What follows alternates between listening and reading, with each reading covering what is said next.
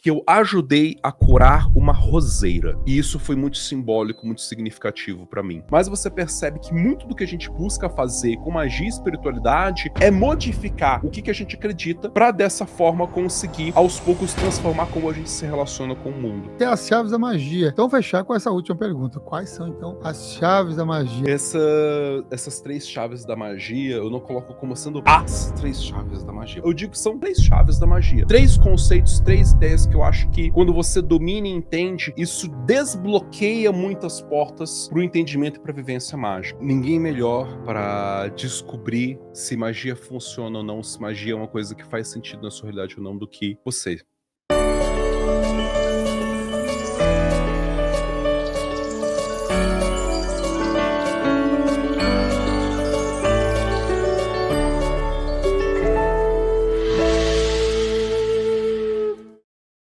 Seja bem-vindo a mais uma edição do programa Consciência Próspera. Esse programa de entrevista comemorou 15 anos de existência em março de 2025 e mais de 1.000 convidados já passaram por aqui compartilhando um pouco sobre as suas experiências de vida, suas conexões. E o tema de hoje é as chaves da magia. E nosso convidado já esteve presente em outras oportunidades, no formato online. Era a época do distanciamento, né? Então era a época de 2001, alguma coisa, não, 2021, e agora está de volta. Ele é o Fausto Ramos. Bem-vindo, Fausto. Muito obrigado pelo convite, Samuel. Muito bom estar aqui de novo no Consciência Próspera. E estamos aí para poder falar de magia do caos, de esoterismo e de 1000 perguntas que você vai mandar para mim. Maravilha, então vamos lá, 1000 perguntas já para comemorar, um de cada convidado que já passou por aqui. Ó, ele é filósofo, então imagina, vai ficar aqui até amanhã, até o sol raiar. Como é que você define crença numa perspectiva da magia, Fausto? Crença, eu gosto de pensar como sendo tudo aquilo que a gente afirma como sendo verdadeiro na nossa realidade. E por mais contraditório que seja para as pessoas, crença não é necessariamente o oposto de fato. As pessoas confundem a ideia de que, se eu acredito em algo é porque eu não tenho um conhecimento para saber que aquilo é factualmente. Mas na magia e no nosso jeito de pensar, inclusive na magia do caos, crença é tudo aquilo que a gente pensa como sendo verdadeiro. Por exemplo, eu acredito que eu tenho 34 anos, que eu nasci em 1991, eu acredito que eu tenho 1,80 m, eu acredito que eu estou agora falando para um microfone e para uma câmera. Eu posso formular a crença, agora que eu não tenho certeza, de que está fazendo sol lá fora, mas pode ser que esteja começando a nublar e preparando um tempo de chuva para quando eu voltar para minha casa, que eu não tenho nem ideia que eu vou pegar chuva. Mas tudo aquilo que a gente pensa, que por um momento a gente acredita naquilo como sendo verdadeiro na nossa realidade, se constitui numa forma de crença. A maioria das nossas crenças são crenças que a gente não tem consciência sobre elas. Então, em muitos casos, a gente acaba, vivendo uma vida de acordo com coisas que a gente acredita que são verdadeiras, mas que a gente não criou um outro jeito diferente de pensar e se relacionar com aquele assunto, e a gente é determinado muitas vezes por essas crenças que a gente não tem consciência, essas crenças inconscientes, que vão condicionando a nossa vida. Magia, para mim, uma das formas de pensar o fazer mágico é atuar sobre a própria crença, modificar a nossa crença de como a gente entende a nossa realidade, se conscientizar do que a gente genuinamente acredita que é como o nosso mundo funciona. E a partir disso, mudar isso e mudar como a gente se relaciona com o mundo. Outro ponto também relacionado a crenças é essa diferenciação, que você pode compartilhar aqui com a gente também, entre crenças metafísicas e crenças científicas, porque tem muitos pensamentos, ideias que quer também ter um aval dessas conexões, né? Sim, eu vou usar um exemplo, inclusive, que eu gosto de fazer, que é muito legal. Eu vou escrever um número, um algarismo aqui, de 1 até 9 na minha mão. E aí eu vou não deixar você saber qual é o que eu estou escrevendo, fazendo vários movimentos com a minha mão. E agora escrevi um número, desenhei um número na minha mão. Qual número você pensa ou acredita que eu desenhei? 7. Sim. 5. Pense em você que está assistindo também essa gravação, qual número você acha que eu desenhei na minha mão? Algum de vocês com certeza vai acabar acertando, né? Por probabilidade, por estatística, não são tão números diferentes. Eu desenhei o número 4 Erramos. na minha mão. Mas no momento em que eu coloquei e desenhei o número na minha mão, você formou uma crença. Você supôs, falou assim, eu acho que pode ser o número 5, eu acho que pode ser o número 7. E essa crença, a gente conseguiu verificar ela. Porque existe uma resposta fechada e definitiva para o que é o número que eu desenhei na minha mão. Só que você que acabou acertando, não tem nenhum método que explica o que justifica por que você acertou na sorte. Então, muito do que a gente usa, né, como o entendimento de crença mais rigoroso, que as pessoas chamam de fato, ou melhor, que chama de conhecimento científico, é uma crença que você pode verificar, porque existe algo para ser verificado. Se eu acredito que eu tô bebendo refrigerante ou bebendo água, eu consigo verificar isso, eu consigo tomar o líquido no copo e verificar. Mas para poder ser conhecimento científico, eu tenho que conseguir verificar e ter um método que justifica como que eu cheguei naquela resposta. Isso é o que a gente chama de um conhecimento mais rigoroso, mais científico, de coisas que a gente pode verificar na realidade. E muitas vezes a gente formula crenças que não são as crenças mais condizentes ou as mais verificadas, mas ainda assim afetam a nossa realidade. A diferença disso para uma crença metafísica, que é uma crença específica, é a crença que a gente não consegue verificar do mesmo jeito que a gente verifica crenças científicas. Porque aqui, independentemente, quem tem visão consegue verificar que eu desenhei o número 4. E qualquer pessoa, independentemente de qualquer coisa, tem algum fato, né, material, tem a tinta na minha mão para poder ser mostrada e verificada. Mas quando a gente fala de crença metafísica, a verificação geralmente é mais subjetiva. E aí não é qualquer pessoa, a qualquer momento, em qualquer lugar, que apenas estudando vai garantir que vai verificar aquilo. Se eu falar para uma pessoa que se ela treinar todos os dias, ficar com o corpo imóvel por meia hora, fazer ali um exercício de concentração e meditação antes de dormir, que se ela colocar na mente dela todos os dias que ela vai ter uma experiência de noturna, que ela vai conseguir ter uma projeção astral. Muitas pessoas não vão conseguir verificar isso. E mesmo tendo a experiência, é difícil de fora da experiência a gente falar: ah, comprovei aqui, botei uns eletrodos na sua cabeça e comprovei que você teve uma projeção astral. A verificação desse tipo de realidade, de experiência, é subjetiva e pessoal. Isso que difere o que a gente chama de crença científica, que se verifica de maneira comum, coletiva, material, para uma crença que só pode ser verificada na subjetividade de cada pessoa. E a gente não pode cobrar que o que eu sinta seja o mesmo que você sente. Eu posso olhar e falar assim: eu tô sentindo uma presença de uma vibração, de uma energia que eu interpreto como sendo meu preto velho chegando perto de mim. Você não tem obrigação de necessariamente sentir exatamente a mesma coisa no modo que eu tô sentindo quando eu estou sentindo. Isso não torna menos verdade a minha experiência subjetiva, mas ela não é verificável da mesma forma. Você já teve alguma experiência que é subjetiva, como, por exemplo, viagem astral, e que teve algum encontro com outra pessoa neste plano e ambos Sim. sintonizaram com o mesmo fato, ou com a mesma crença, ou com o mesmo com a mesma experiência, mesmo enredo, mesmo tudo? Já tive, não tive tantas com essa grau de verificação. O que eu já tive foram algumas experiências, e uma delas que eu gosto de usar como exemplo de brincadeira, foi logo no início da minha jornada, quando eu tinha lá em 2011, 2012, que eu tinha um colega que a gente conversava muito, treinava coisas relacionadas com espiritualidade, e numa noite eu tive um sonho em que eu estava numa praia conversando com ele um tópico sobre espiritualidade. E aí eu tava ali num debate ferrenho com ele numa praia noturna, e depois que eu acordei eu chamei ele no MSN, lá antigão, falei assim: fulano, eu acho que eu tive talvez um encontro de projeção astral contigo. E ele respondeu falando: sim, foi numa praia, de noite. É mesmo. Puxa, você também lembra, que legal, que bacana. Inclusive, sobre o tópico que a gente estava conversando, eu continuo discordando de você por causa disso, disso, disso e aquilo. Ele falou: não, mas eu continuo achando que eu tô certo por causa disso, disso, disso e aquilo. A gente continuou a conversa que a gente estava tendo em projeção. Então, eu e ele tivemos essa verificação que a gente chamaria de intersubjetiva. A minha subjetividade e a subjetividade dele se encontraram. Mas agora, não dá para eu conseguir dizer que eu consigo colocar isso num laboratório para alguém estudar com uma reprodução definida e específica e garantir que todo mundo vai ter essa mesma verificação. Uhum. Quando que você passa a estudar e a se interessar por essas temáticas mais ligadas à magia, à espiritualidade, a esses pensamentos um tanto quanto fora das crenças factuais da ciência, vamos chamar assim. Das crenças comuns, crenças ordinárias, né? Do ordinário, do mundo comum, ordinário.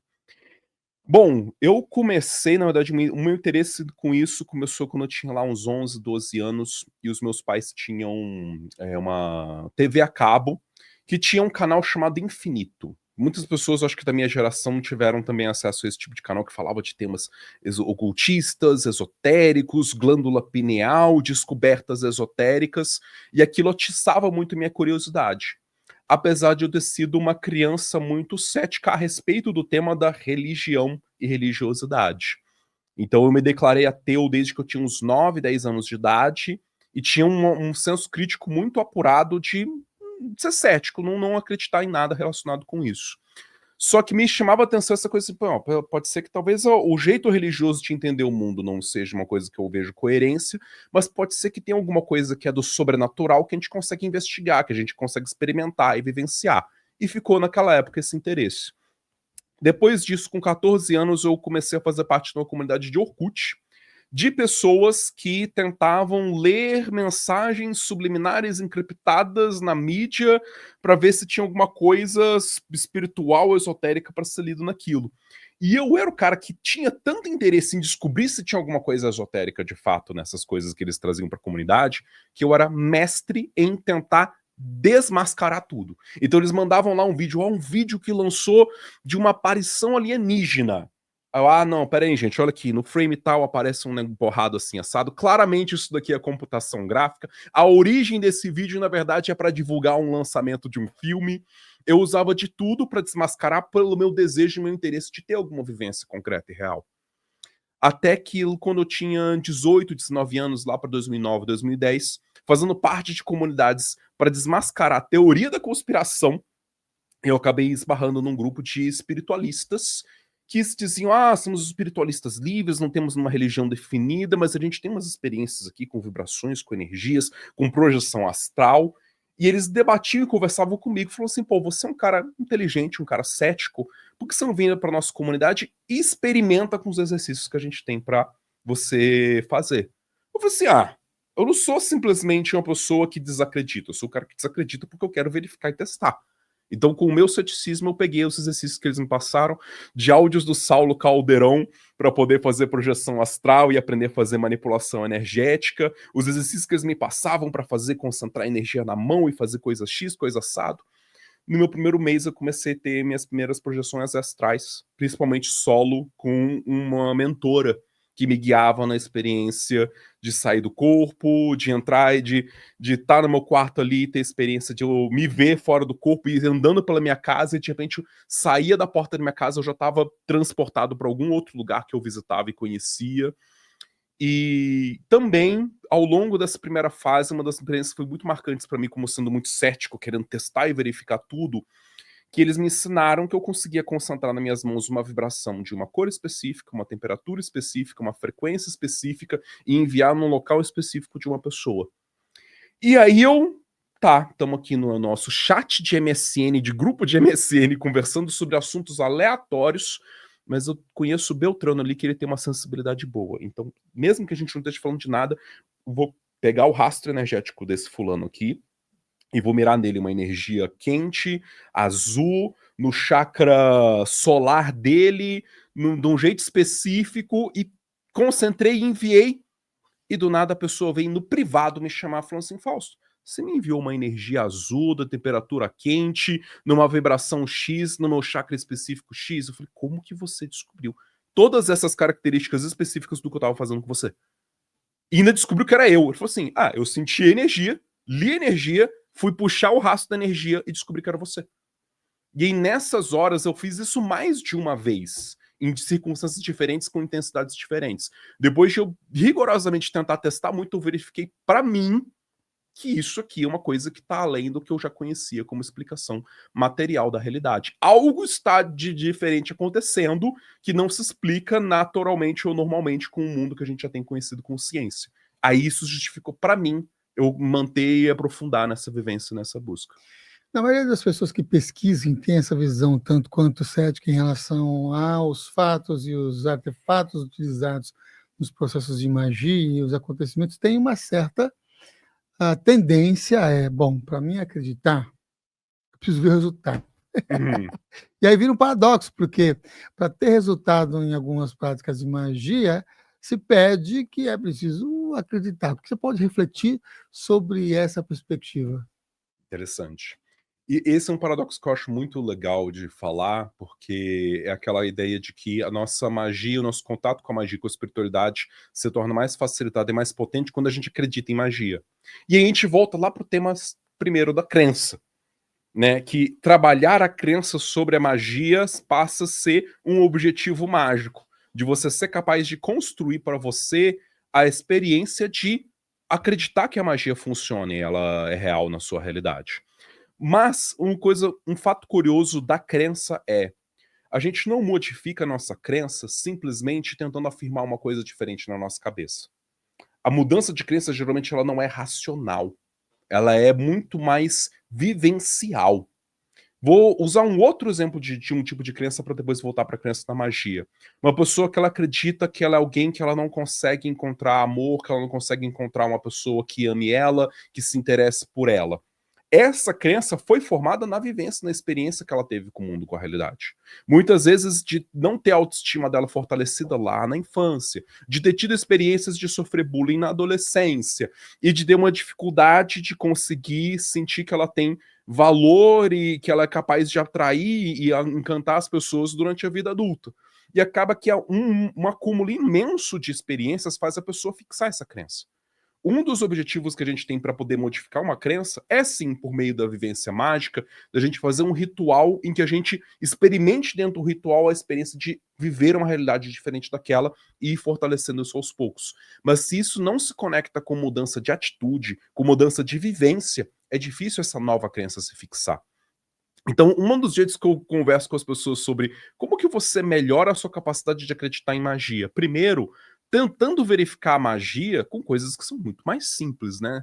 Eu acho que um problema muito grave é as pessoas quererem começar com magia já querendo resolver o maior problema que elas têm naquele momento para resolver. Ou então, esperar uma coisa chegar num ponto de não ter outra solução mais convencional, do tipo, já tentei pela via de cá, pela via de lá, fulano tá me impedindo, só com magia para eu resolver isso. Agora eu vou tentar pegar aqueles livros que eu tinha visto de ocultismo que tá lá na minha estante empoeirado para tentar ver que feitiço que eu faço para resolver quando eu não tenho nenhuma prática, quando eu não tenho nenhuma afinidade, quando eu não fortaleci esse vínculo. E aí o que eu vejo é, tem muitas coisas muito simples que as pessoas podem começar a viver e fazer, não só para fortalecer as habilidades mágicas, mas para ir aos poucos entendendo e interpretando que esses pequenos resultados que eles têm já pode ir ajudando a consolidar esse conjunto de vivências que vai convencendo ela aos poucos do poder da própria magia. Coisas simples. Eu vou começar com o mais básico. Você tá num dia estressado, estressada, você tá num dia muito nervoso, nervosa, tá ali, tá tudo tirando sua paciência, e você descobre que você fazer um exercício simples de respiração, de perceber que sua respiração tá ofegante, de repente você para e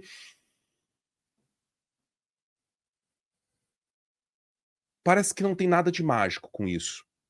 Mas é pelo menos o princípio que a gente está utilizando da nossa capacidade que a gente tem de mudar o nosso estado de consciência, mudar o nosso estado emocional a partir da nossa decisão.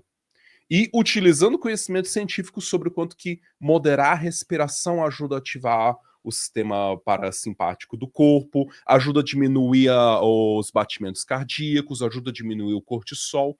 E aí, aos poucos, junto com isso, você conecta essa prática, que já tem verificação lastro científico, um verniz mágico. Você respira, quando você está ali com um monte de pensamento raivoso na sua cabeça, nossa, mas como eu queria botar uma cadeira, jogar uma cadeirada no fulano, como um cara que não se controlou e fez isso num debate.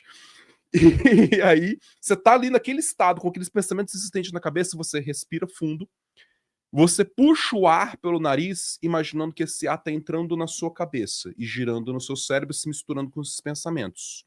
E quando você solta o ar, você vai sentindo que você tá jogando esses pensamentos para fora e você tá aos poucos se limpando desses pensamentos que estão te dominando e tentando e mantendo você nesse estado de alerta, mantendo você nesse estado de fugir ou lutar. E aos poucos você consegue diminuir a intensidade daquele estado emocional, se reequilibrar e ir lá lidar com aquela situação de maneira mais centrada. Parece que não é, magia grandiosa, fiz coisas incríveis acontecerem. Você, pelo menos, primeiro atuou sobre si, atuou de uma maneira simples e usou alguns princípios da magia, como capacidade de relaxamento, capacidade de concentração e uso da sua imaginação. Pelo recurso de imaginar que o ar está na sua cabeça e tirando os pensamentos, você conseguiu mudar o seu estado de consciência. Então, eu sugiro para as pessoas, primeiro, constituírem pequenos resultados com coisas que são mais simples, com coisas que você verifica o resultado imediatamente. Você usar exercícios específicos para ajudar a ter um sono melhor. Usar exercícios específicos no começo do dia para poder trazer mais força e mais disposição para o seu dia a dia, para tornar a sua vivência com o seu trabalho estressante mais leve. De você conseguir, por meio de magia, se colocar num estado em que você consegue receber uma pessoa que está num momento difícil e acolher aquela pessoa e fazer isso com uma consciência do que você está fazendo magisticamente. Tem coisas muito mais simples que a gente faz e que aos poucos vão nos convencendo de que magia é uma coisa que vale a pena o nosso esforço, vale a pena o nosso tempo, vale a pena o nosso investimento e que a gente tem cada vez mais lastro, mais capacidade de usar da magia para transformar e resolver os outros problemas difíceis que antes a gente não conseguia resolver com isso. Aí nós temos uma ideia, uma perspectiva mais do dia a dia, do cotidiano. E você, nessa sua jornada, teve alguma experiência ou vivência que foi realmente extraordinária, em que você sabe reconhecer o que foi efeito de magia? Sim. Mas eu vou assumir uma coisa, sem o meu diário mágico do lado, às vezes eu não tenho a memória de ficar pensando e relembrando pra mim mesmo, não, como eu fui um mago maneiro naquela vez que eu fiz coisa X, fiz coisa assado e ter todas essas histórias na ponta da língua, mas tem uma história que é muito marcante, muito significativa pra mim, de um período recente, que eu ajudei a curar uma roseira. E isso foi muito simbólico, muito significativo pra mim. Foi o caso da roseira da avó da minha esposa, onde opa! Movimentações energéticas no ambiente. Eu ajudei a curar a roseira da avó da minha esposa, que é uma senhorinha acamada, que é uma senhorinha com a qual eu tenho muito carinho com ela, porque ela me recebeu na casa dela, quando eu estava me mudando de Vitória para São Paulo para me mudar e morar com a minha esposa atualmente. Que a gente ficou 1 mês e meio morando de favor na casa dela até conseguir encontrar um espaço e se mudar para esse espaço. E desde então ela gosta muito de mim, eu gosto muito dela, toda vez que eu vou na casa dela, eu troco ideia com ela, troco esse carinho com ela. Mas mais recentemente, os pais da minha esposa estão morando junto com essa senhora, com essa avó, porque eles também estão esperando a casa deles serem construídas. E todas as plantas da casa, a avó deu pra genra dela, como que fala? Nora. Deu pra nora dela, a mãe da minha esposa, pra cuidar, mas ela falou assim, ó, dou todas as plantas da casa pra você cuidar, mas aquela roseira é especial, aquela roseira continua sendo minha. E aí, no início desse ano, a mãe da minha esposa ligou pra ela falando assim, filha, aconteceu alguma coisa muito estranha aqui em casa. Apareceram mais de uma centena de moscas mortas ou morrendo no chão, em volta das plantas e especialmente em volta da roseira. E essa roseira já estava há quase 1 mês e meio sem praticamente nenhuma folha, sem praticamente nenhuma rosa, e ela estava secando para provavelmente morrer. E aí a gente olhou, escutou esse relato e falou, ok, vamos primeiro ver alguma explicação mais simples que a gente possa dar para isso, mas se chamou a atenção dela, a gente não vai deixar de dar atenção para ela, por fato de que chamou a atenção e acendeu a intuição dela de que tem alguma coisa espiritualmente errada acontecendo. Então a gente já, vamos articular e fazer as coisas aqui, vamos pegar a defumação, você vai cuidar da parte X do trabalho, eu cuido da parte de limpeza, e no que a gente estava se preparando para fazer isso, geralmente minha esposa, que tem muito mais anos de incorporação de terreiro de umbanda, quando a gente vai fazer alguma ajuda na casa de algum parente dela, geralmente é ela que incorpora alguma entidade. Mas naquele momento eu estava sentindo o meu preto velho próximo de mim. E eu falei assim, eu acho que dessa vez é comigo. E eu perguntei pra ela, moça, você tá sentindo alguma entidade sua próxima de você pra incorporar, pra fazer alguma coisa no trabalho? Ela falou, não. Eu falei, de fato é comigo dessa vez, porque eu tô sentindo meu preto velho. Peguei a guia dele, peguei o terço dele, peguei as coisas dele também pra poder levar o cachimbo. E aí a gente foi lá pra poder fazer o trabalho. E que o meu preto velho veio, ele pediu um copo de água pra ele poder benzer o copo, a água do copo, passou a água do copo na roseira, rezou em cima da roseira, na terra da roseira, e depois, quando ele estava indo para conversar com a minha esposa, para explicar o que aconteceu, na minha cabeça ele falou assim, mas ela já entendeu o que aconteceu. Então, na hora, ele perguntou para ela, Fia, você entendeu o que aconteceu? Ela falou, sim, minha avó sofreu algum tipo de assédio energético, só que em vez de ir somente nela, foi em alguma coisa com a qual ela tem uma conexão muito forte elemental, que no caso foi a roseira, que começou a ficar mal até o momento desse ataque virar também essa manifestação das moscas. Porque a gente procura de tudo. Ah, você passou algum agrotóxico aqui recentemente? Não. Tem algum animal morto? A gente não sentiu cheiro, não encontramos um animal morto em lugar nenhum que explicasse, justificasse. E aí, com isso, meu preto velho fez essa ajuda e depois eu desincorporei. Minha sogra veio me perguntar: e aí, a roseira vai voltar? Eu falei: olha, a parte que a gente podia fazer, eu fiz. O que eu podia fazer, eu fiz. Meu preto velho, que ele podia fazer junto comigo, ele fez. Deu 2 semanas, a roseira começou a brotar folhas. Deu 1 mês, já tava com rosas de novo brotando. E aí, minha sogra deu um botão de rosa de presente pro meu preto velho. E esse é o tipo de coisa que, pra mim, eu acho muito poético, muito bonito, porque eu já fiz várias outras coisas. Eu já ajudei cliente meu a vender apartamento que estava travado há mais de 1 ano e meio, que não conseguia vender, fez atendimento mágico comigo, em menos de 2 meses conseguiu um comprador para um apartamento que ele nem acreditava que ele ia conseguir vender. Já consegui fazer aluno meu conseguir em menos de 1 semana emprego novo num lugar que queria, e aí ensinei ele a fazer o feitiço, depois ele fez de novo o feitiço e aconteceu de novo dele conseguir mudar o emprego de novo. De fazer atendimento comigo e um aluno meu conseguir, eu tô morando na casa dos meus pais, eu tô querendo ganhar mais dinheiro para poder ter independência. Fez o trabalho comigo, 2 semanas depois lotou de cliente para ele, no mês seguinte já tava me falando, Fausto, já tô até vendo o aluguel da casa nova que eu falei, meu Deus, 1 mês, cara, você não juntou nem reserva de dinheiro. Ele falou, Fausto, tá tranquilo, e já tá mais de 6 meses no lugar novo, e tá tudo tranquilo, e a maior dor de cabeça que ele tem é a namorada nova, que tá dando dor de cabeça para ele, não é mais o fato de morar com a mãe, nem a casa nova onde tá morando. Então muitas coisas interessantes e legais eu já vi acontecendo, tanto no meu trabalho quanto na minha vida. De eu ter em algum momento determinado que eu queria poder não depender mais de estar num emprego fixo para poder viver minha vida, de querer morar em São Paulo para as oportunidades que isso me daria profissionalmente, como estar aqui hoje, é decorrência disso, e também poder ter um vínculo com alguém, que eu tivesse um vínculo íntimo, profundo, confiável, uma pessoa que sempre estivesse disposta para o diálogo e que mesmo nas dificuldades não se tornasse uma adversária minha, que é a minha esposa que eu estou vivendo atualmente. Então, muito da minha vida foi construído com magia. Mas esse ato simples, singelo de ajudar a curar uma roseira e por meio da cura de uma roseira, curar um elemental que tinha um vínculo muito forte com uma senhorinha com qual eu tenho muito carinho, esse é o tipo de resultado que eu guardo no peito, assim. Eu não preciso ver objetos voando na minha frente para poder saber que quando eu coloco a minha mente numa determinada direção, eu consigo afetar aquele lado da realidade. Uhum. Qual a importância de se conhecer uma diversidade de sistemas mágicos ou sistemas de crença, já que foi isso que a gente está abordando aqui? Então, eu acho importante, primeiro, quando a gente vai falar do tema de magia, é importante a gente ter um mínimo letramento sobre esse assunto. Mesmo que você não vá querer ter profundidade em todos os sistemas do qual você se relaciona a respeito. Por exemplo, eu não sou muito fã do uso oracular da astrologia, como mapa de consciência, ou como astrologia pessoal, ou astrologia dos planetas onde eles estão no dia.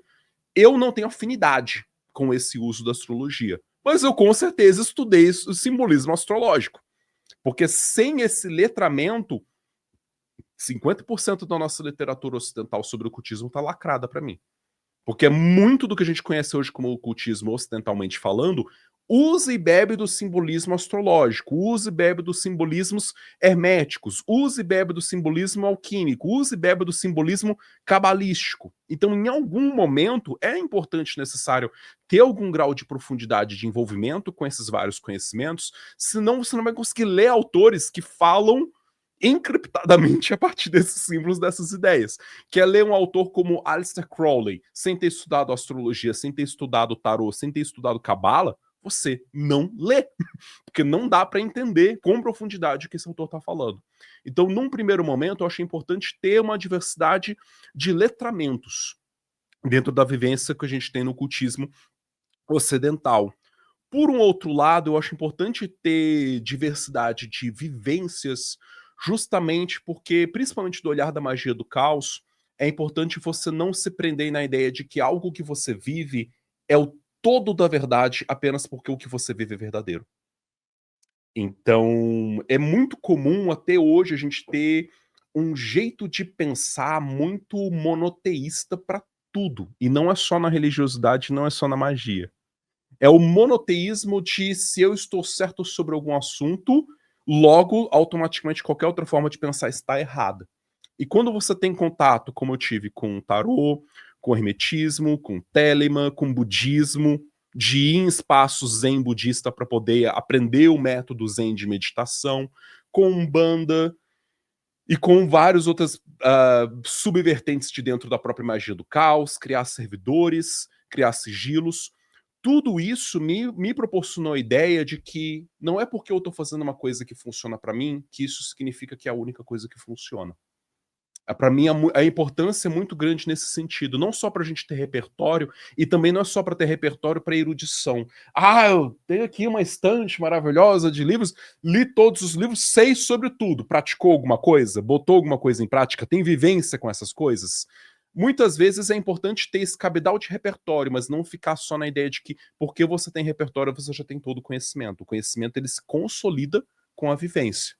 E aí, quanto mais diversidade de vivências a gente busca ter ao longo do tempo, a gente entende que, beleza, encontrei na ayahuasca uma coisa que me desperta a experiência de entrar em contato com coisas profundas da minha consciência, a ayahuasca me ajuda na minha cura. É só a ayahuasca que funciona? Não. Aí você não vira uma pessoa que está tentando professar uma única verdade, uma única certeza. Você encontrou coisas que funcionam para você, mas às vezes você encontrou uma coisa que funciona e que segue só numa direção.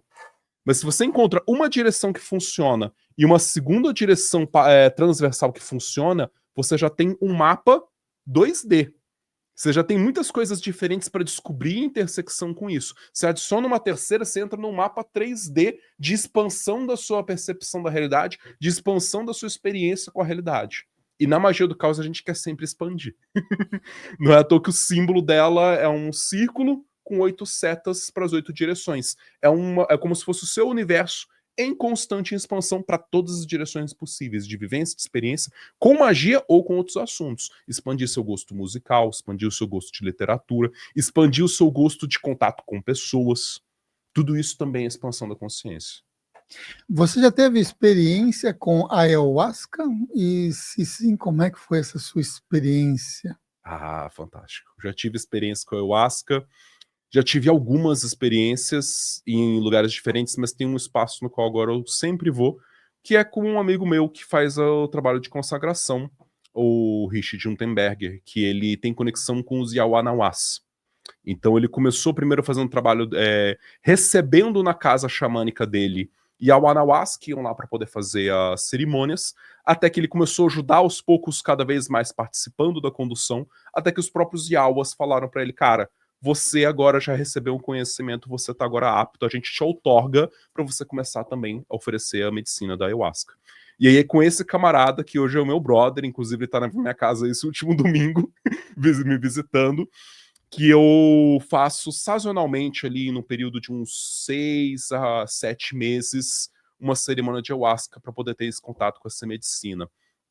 E as minhas experiências tiveram intensidades diferentes, cada cerimônia é uma cerimônia diferente.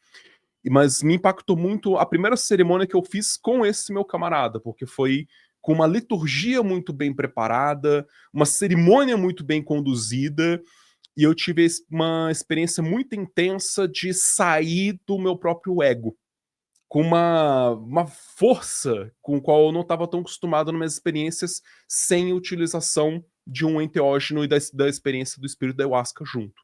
Então, eu no meu próprio laboratório mágico pessoal, no meu próprio escritório, na minha própria casa, eu consigo entrar em estados profundos de me descolar um pouco daquela minha visão engessada, construída sobre quem eu sou, sobre como é o meu mundo, que é o meu ego.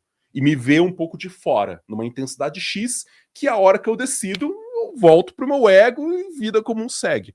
Com a ayahuasca não tem isso.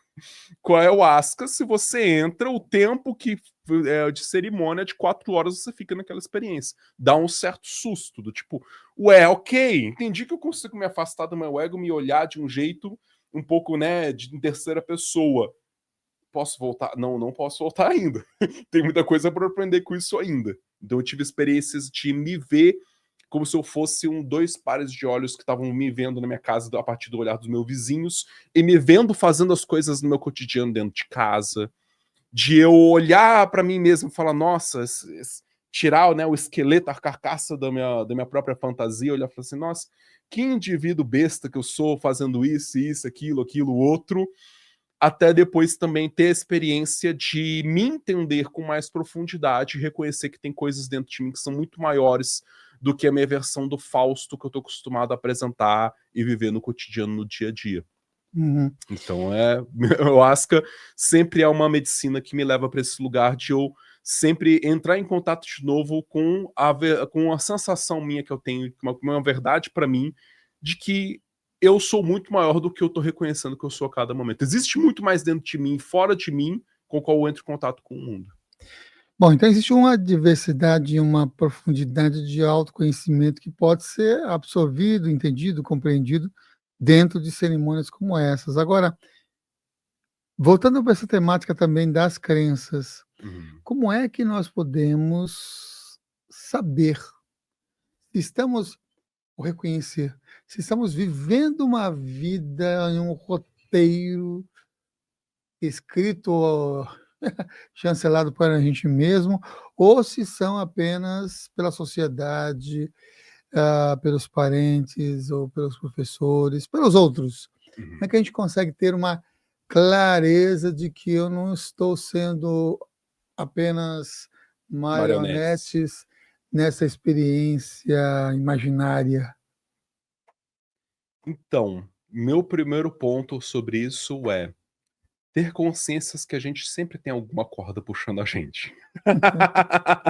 Acho que uma das primeiras ilusões que eu acho importante quebrar é a ilusão de que a gente vai chegar no momento que a gente está absolutamente livre da influência das ideologias do coletivo. É muito mais importante para mim, em princípio, se conscientizar de o que te influencia em cada etapa, em cada momento da sua vida. Então, principalmente relacionado com o tema da magia do caos, que tem esse aspecto muito forte, né? De fazer uma coisa que rompe com os dogmas, rompe com o que é comum e coletivo e tal. Ah, agora eu sou o liberto, saí da prisão cósmica, do demiurgo.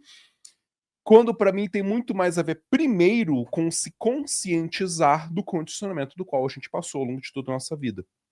E a gente poder, aos poucos, ter a liberdade de ir decidindo e escolher de dentro de qual paradigma de meio de pensar a gente vai estar. Porque se separar completamente da influência do coletivo não é possível.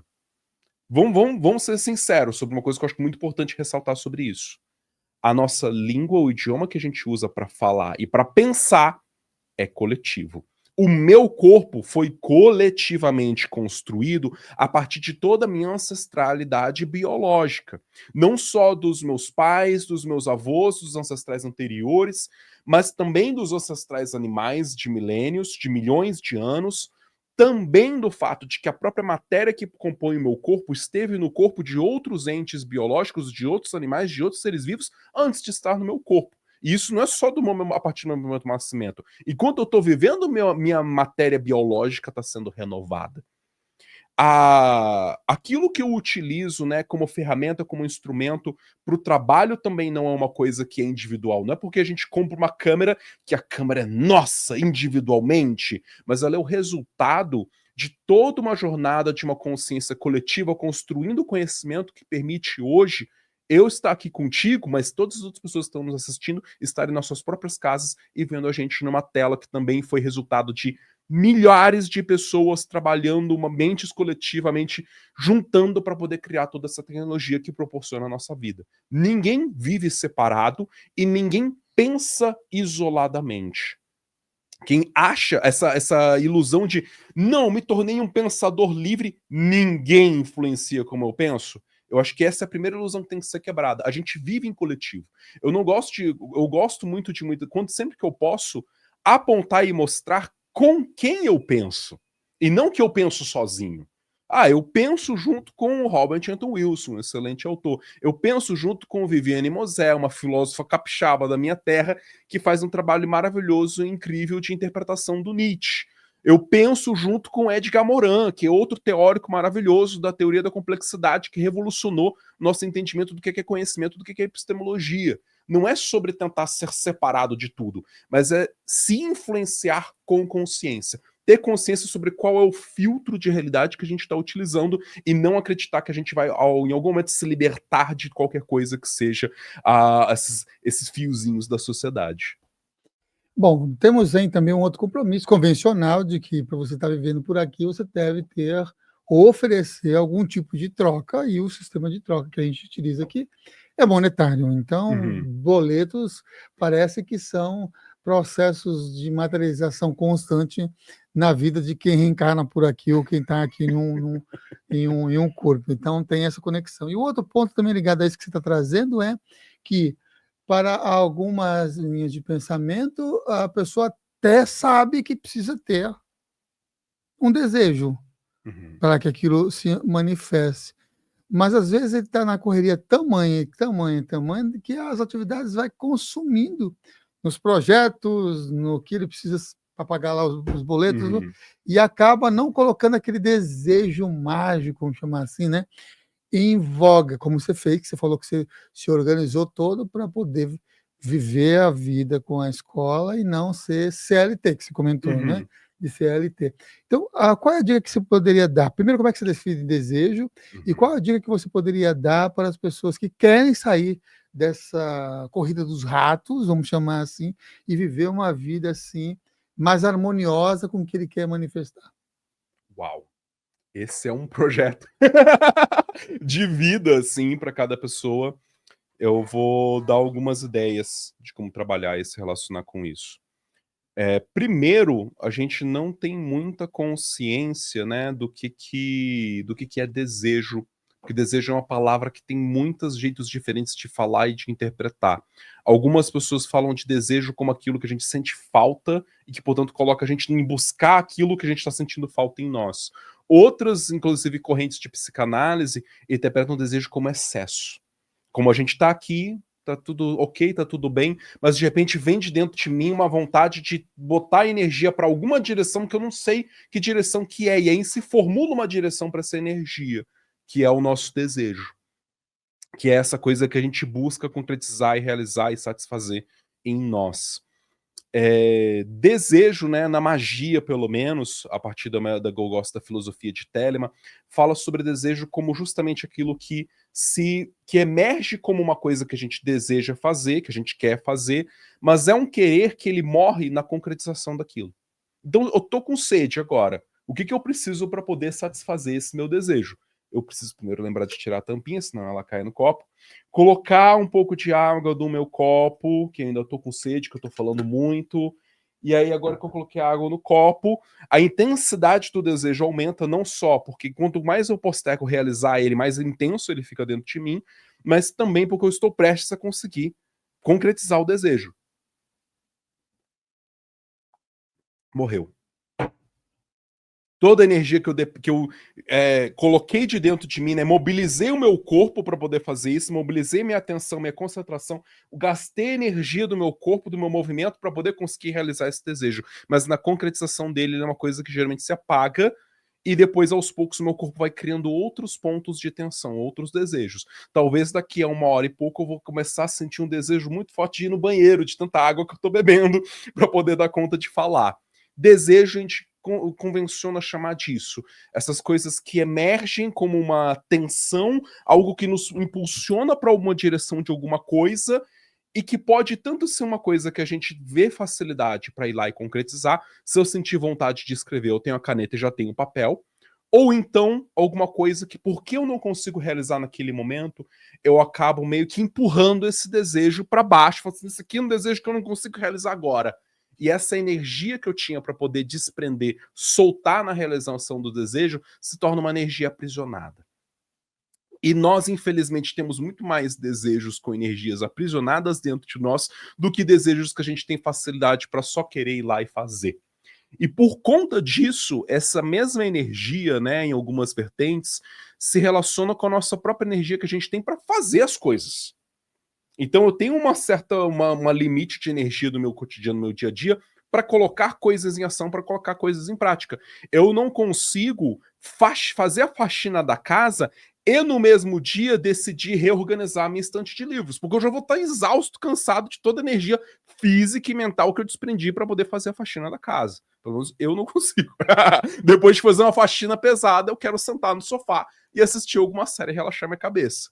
E também, né, as pessoas acabam não percebendo que na vida delas, nos projetos delas, elas têm muita energia, não só nesse âmbito físico de fazer as coisas acontecerem, mas também energia de desejo emocional aprisionada em diferentes áreas da vida dela, na qual ela fica o tempo todo tendo que dedicar atenção, energia e concentração para aquilo.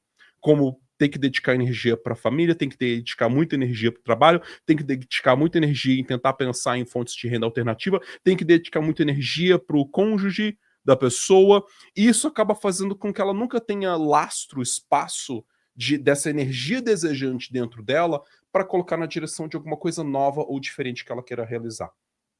E isso exige dentro de nós essa espécie de administração da própria energia que a gente gasta com as coisas que a gente quer fazer. Não dá para querer resolver fazer tudo ao mesmo tempo, e inclusive desejar tudo ao mesmo tempo acaba virando uma sabotagem que a gente cria para não fazer nada. Olha, mas eu queria escrever um livro, mas eu também queria poder começar a fazer encontros presenciais com a Escola Causofia, mas eu também queria fazer mais gravações de podcast no meu podcast, eu queria fazer isso, aquilo, outro, e acaba que você gera tantas formas, tantas fantasias na cabeça que você acaba não colocando nada daquilo em prática. Então, a primeira coisa que a gente precisa fazer quando a gente quer trazer transformação na nossa vida, mesmo quando a gente sente que a nossa vida tá muito difícil, que a gente não tem tempo para nada, não tem energia para nada, é ver como que a gente consegue tornar aquilo que a gente precisa se dedicar a fazer uma coisa que gasta menos energia dentro de nós. Não só energia física, de disposição física para fazer as coisas, mas energia emocional.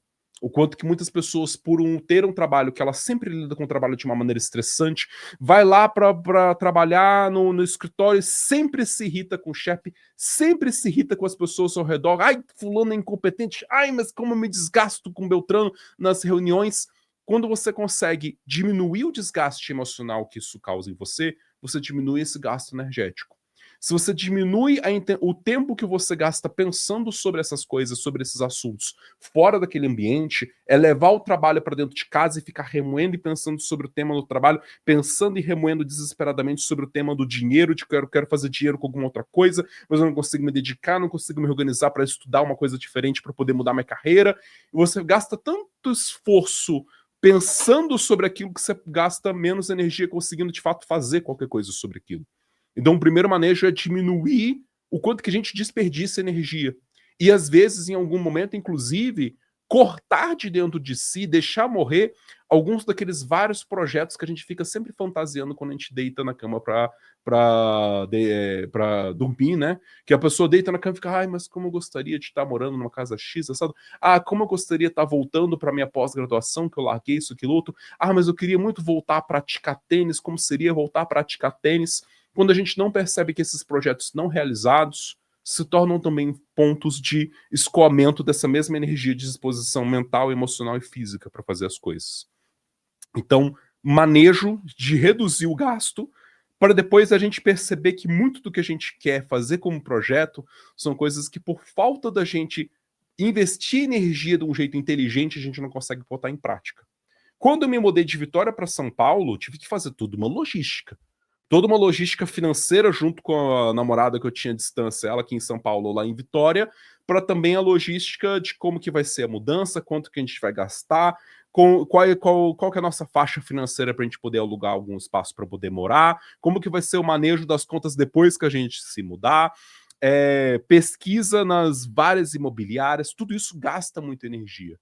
se a gente não soubesse manejar a energia para poder realizar esse projeto, né? Se a gente não soubesse pegar essa coisa grandiosa que está na nossa cabeça, quebrar em pequenas partes para ir aos poucos depositando energia cada dia, paulatinamente, no momento certo, diminuindo a nossa sensação de desespero e angústia, eu nunca teria conseguido me mudar para São Paulo. Então, algumas dicas que eu posso dar nesse sentido têm relação com isso, né? Da gente pensar, inclusive, na prática mágica como uma coisa que pode ser esse suavizador desse desgaste que a gente tem com o cotidiano, com o dia a dia, que não é o cotidiano, dia a dia que a gente gostaria de estar vivendo. Volta naquele ponto que eu falei de usar magia para tornar o seu cotidiano mais leve, menos estressante. Uhum. Bom, nisso que você está trazendo, uma boa parte dela tem a ver com essa questão de focar, né, de trazer para um foco, para um direcionamento. E você citou Telemann. Como é que você também diferencia essas energias ou esse desejo com a verdadeira vontade? Ah, esse é um tópico que eu adoro falar a respeito. Porque na filosofia telêmica, né, esse desejo é o que eu vou acabar de matar de novo agora, o desejo de beber água, que se encerra no momento que eu realizo. Mas, Samuel, eu passaria 10 horas conversando contigo aqui sobre esses assuntos, e se você me chamasse no dia seguinte para continuar a conversa, eu viria no dia seguinte de novo para ficar mais 10 horas conversando. Porque ensinar, conversar, falar sobre esses temas, filosofar, por assim dizer, é uma vontade minha. Vontade significa uma coisa que é parecida com esse desejo, né, de uma coisa que a gente quer fazer, mas é um querer que não se esgota. Então, vontade na filosofia telêmica tem a ver com qualquer coisa que você se dispõe a fazer e que não é porque você fez aquilo que você, fiz, estou satisfeito e acabou. Não que não exista em mim a satisfação de a gente fazer um encontro que dure 2, 3 horas, mas não significa que porque eu vivi aquilo, que eu, fiz, acabou e não preciso mais fazer de novo. Não. É uma coisa que você está continuamente buscando aquilo, porque é uma água que você bebe da qual você nunca se sacia por completo.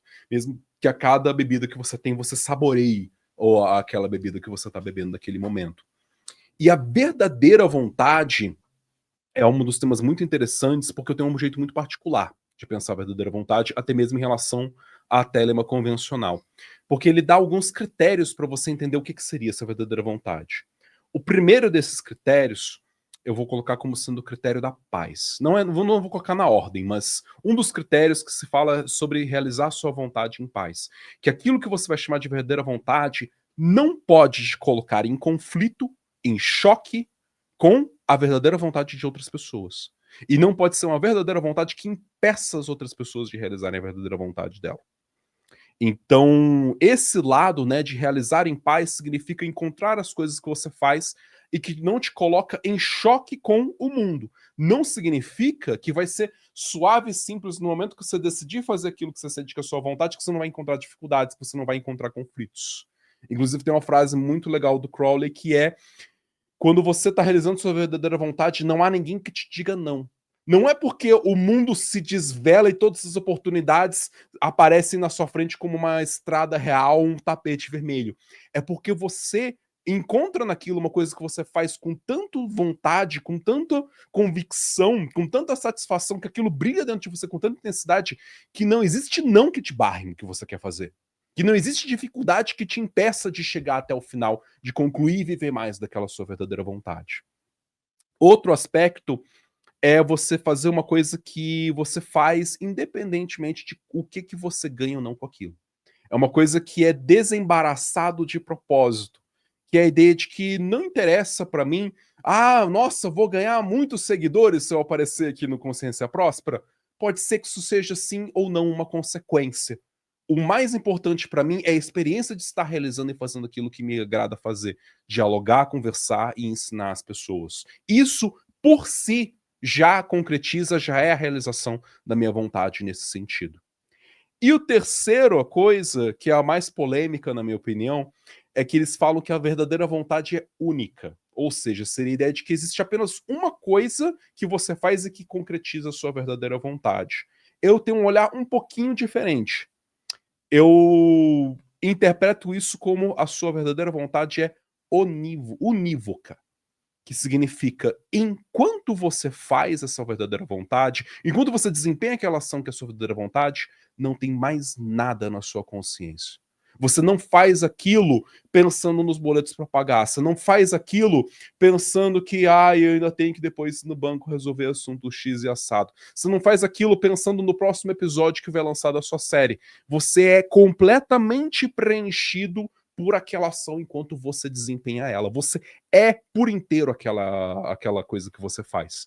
E tudo o que você faz que corresponde com essas três coisas, uma coisa que você faz em paz, que não te coloca em choque com a vontade de mais ninguém, uma coisa que você faz independentemente daquilo te dá dinheiro, te dá sucesso, te dá fama, e uma coisa que você faz e que enquanto você faz, você está plenamente entregue naquilo, é para mim realizar verdadeira vontade. E sim, um dos meus objetivos de vida, e que me deixa muito feliz de eu estar conseguindo conquistar isso sempre mais e mais e mais, é ampliar os momentos de vida em que eu estou dedicado a fazer aquilo que é minha verdadeira vontade. Todos os momentos de vida que eu posso me dedicar realmente a viver aquilo que me faz brilhar no peito, me explodir o coração de tanta alegria, de tanta satisfação de estar fazendo aquilo, como eu estou vivendo agora. Que maravilha. O tema que a gente direcionou, colocou e divulgou, inclusive, para hoje, para essa entrevista, é as chaves da magia. Então, vou fechar com essa última pergunta. Quais são, então, as chaves da magia? Elas já foram transmitidas durante todo esse papo e essa entrevista com o Fausto Ramos, ou tem outras chaves que são essenciais? Essas três chaves da magia, eu não coloco como sendo as três chaves da magia, porque senão seria eu dizendo, tipo assim, essas são as únicas e exclusivas, as verdadeiras chaves do conhecimento mágico. Eu digo que são três chaves da magia. Três conceitos, três ideias que eu acho que, quando você domina e entende, isso desbloqueia muitas portas para o entendimento e para a vivência mágica. O primeiro que a gente falou foi sobre crença. E crença é um tema extremamente amplo, a gente pode pensar crença, como a gente acabou permeando aqui na conversa, quando você falou sobre a gente vai estar algum dia livre das ideologias da sociedade impostas sobre nós. As ideologias, os paradigmas de pensamento, os paradigmas religiosos, tudo isso faz parte do que é crença. O que a nossa família ensinou pra gente enquanto valores também é crença. Então, quanto mais você explora esse entendimento de crença, mais você percebe que muito do que a gente busca fazer com magia e espiritualidade é modificar o que a gente acredita para dessa forma conseguir aos poucos transformar como a gente se relaciona com o mundo. Então, a uma pessoa que acredita que ela é próspera, isso facilita a vivência dela para conquistar mais prosperidade. Principalmente não porque, porque eu acredito, eu simplesmente atraio, mas porque você já parte do ponto de você acreditar na sua prosperidade, você consegue perseguir ela com mais tranquilidade, com a cabeça mais tranquila, com mais planejamento, você não tem medo de se programar e se planejar e estudar o quanto você precisa estudar para depois ir lá lançar um novo projeto, porque você não está o tempo todo desesperado, meu Deus, eu tenho que correr atrás de dinheiro. Calma, você já acredita que você tem a sua prosperidade, isso facilita o seu caminho, a sua relação com essa parte do universo. O outro conceito foi o conceito de vontade, sobre não só essa vontade, né, das coisas que a gente faz, mas encontrar dentro de si essa chama, essa força interior que te possibilita movimentar as coisas na sua vida, na sua realidade, e movimentar as coisas internamente também. Muito, na minha opinião, do que me fez ser capaz de desenvolver essa habilidade de manipulação energética foi o exercício da minha vontade. Quanto mais você tem exercitado a sua vontade, mais você tem capacidade de movimentar as vibrações astrais espirituais na direção daquilo que você quer fazer com espiritualidade, com magia. Então tem esse lado, né, da força de vontade e dessa vontade mágica que a gente desenvolve. E a outra foi uma coisa que permeou a conversa inteira, que eu falei em algum momento ou outro, que é o lado da imaginação. Entender que quando a gente fala a respeito de você fazer um exercício de respiração que puxa, traz ali como se você estivesse movimentando os pensamentos, tirando o pensamento, isso é um exercício imaginativo. Toda vez que a gente se dedica a fazer um trabalho devocional para alguma divindade, fazer uma oração a Pachamama, fazer o trabalho sacerdotal com Hecate, toda a relação com esses símbolos tem a ver com a nossa imaginação. Por quê? Aí eu entrego a chave final das três chaves nesse sentido. A vontade, que é o nosso potencial para ação e transformação na realidade, ela precisa chegar para modificar a nossa crença. Mas para ela ser bem direcionada para transformar o território das nossas crenças, ela depende do direcionamento da imaginação. Então, é a nossa imaginação com símbolos, com essa capacidade criativa nossa de pensar em formas de trazer imagens que dão direção à nossa vontade, que a gente consegue pegar o núcleo da vontade, usar da imaginação e acessar o território das crenças e modificar nossa relação com o mundo. Muito bem, para saber mais informações e atividades, conexões que o Fausto desenvolve, é só entrar aqui no Instagram. Fausto Ramos lá no Instagram, e você pode lá ter uma série de links, vai na bio, aí você tem muitos links para vários projetos que ele vem desenvolvendo. E se você gostou desse conteúdo, curta, compartilhe com outras pessoas, redirecione para quem possa apreciar e refletir sobre todos esses tópicos que a gente abordou aqui, que ele abordou aqui com as chaves da magia. Se você ainda não está inscrito aqui no canal, se inscreva também no canal. Faça parte também lá do Clube Consciência no WhatsApp, que você recebe lá os avisos que o Iago, o Lucas e a Gabi enviam e coordenam também por lá, e fique mais próximo da gente também, realizando uma certa magia de consciência próspera, até por conta, quase que uma simbiose energética pelas ideias que são transmitidas e expandidas por ali também. Então, já sabe, contato com o nosso convidado, está aqui, ó, Fausto Ramos, também no link na descrição, para você também ter acesso a outras conexões. Agradecer você ter chegado até aqui, agradecer também ao nosso convidado, Fausto, por ter se locomovido aí, talvez num dia de sol, talvez num dia nublado, mas chegado até aqui, e chegou e pronto, isso é factual. E pedir para ele deixar, então, uma mensagem de encerramento, antes de subir aqui a nossa vinheta.